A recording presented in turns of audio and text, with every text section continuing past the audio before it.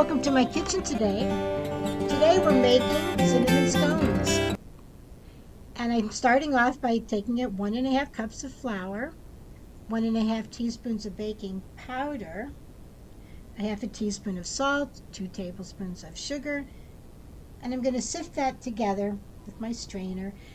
It does two things. It kind of gets all the ingredients together, a little more evenly dispersed, and it also, if there's anything caught up in that flour, you'll find it in your strainer.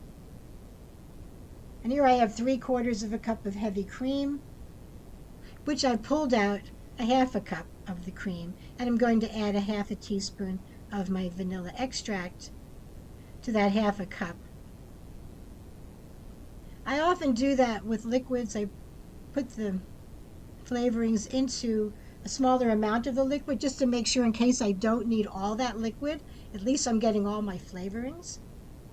So with the tines of a fork, I'm going to start adding this liquid and just bring it together with the tines. You don't want to overwork this dough. And at this point, I'm sort of wondering if I use some coffee in that cream, maybe instant coffee granules, and let them dissolve so you're not adding any more liquid, but you're just adding flavoring.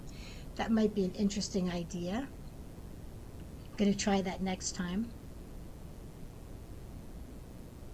And also, as you see, I put the cap back on my vanilla. If you don't do that, I can tell you, Murphy's Law, that bottle will tip over. And vanilla extract is like gold. So here I'm just trying to get all those dry ingredients up into the dough without overworking it. That's always the trick. And at this point, you might be able to add a few blueberries. You don't want to squish them, but they might be really good. Oh, don't forget to subscribe. And now I'm getting ready to roll them out. So that's what I use to roll out anything sweet, like a pie crust or cookies. I take 1:1 flour and regular sugar. That would be like 1 tablespoon of sugar, 1 tablespoon of flour, whatever, as long as it's the same amount. And it doesn't really matter. But I wouldn't use more sugar than flour.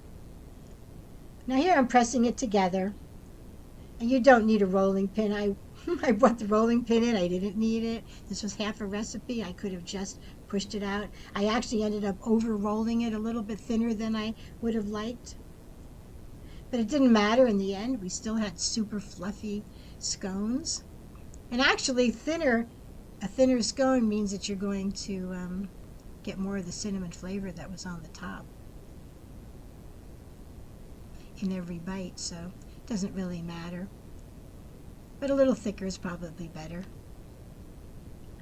at least for looks. Now, of course, that's cinnamon and sugar, and this is sort of to your own taste. I love cinnamon, so I put a lot in. Plus, it adds the color.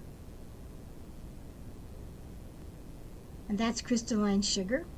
I use that on the top of my brownies sometimes, and it's really pretty. But I find you too much of it, you end up crunching, crunching away while you're eating, and some people don't really like that. And I always cook things on parchment paper for 2 reasons. 1, keeps things from sticking, and 2, because my pans are old. I use it for protection. I mean, they're not that bad, but I always feel better when I put parchment paper on there. So now I'm cutting them up with my dock scraper just to make them look like scones.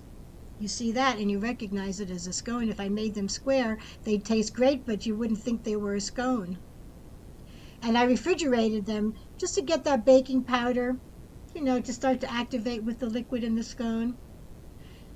And I baked them for about 10-12 minutes, and I'm checking them, and there's still they're bending, you can't tell, and they are done on the bottom, but they're clearly, to me, they're not done inside. So because they were dark on the bottom, I wanted to keep that from getting darker, so I'm going to show you what I do. I'm going to raise that tray up 1 level in my oven. Before it was right in the middle. And I'm putting a pan underneath that cookie sheet to help cool down the oven in that, just in that area underneath the scones, and it helps, especially when you're cooking a pie or something, because sometimes that can get very dark on the bottom. So here they are a little darker, but they're okay. And here I'm testing it just to, you'll see it spring back.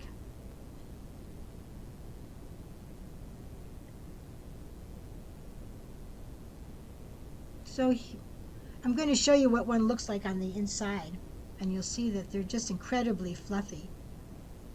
I ate 2 of them right after they came out of the oven. You'll see the steam coming out if you look closely. Well, they turned out great, and thanks for joining us. I hope you give them a try. Bye.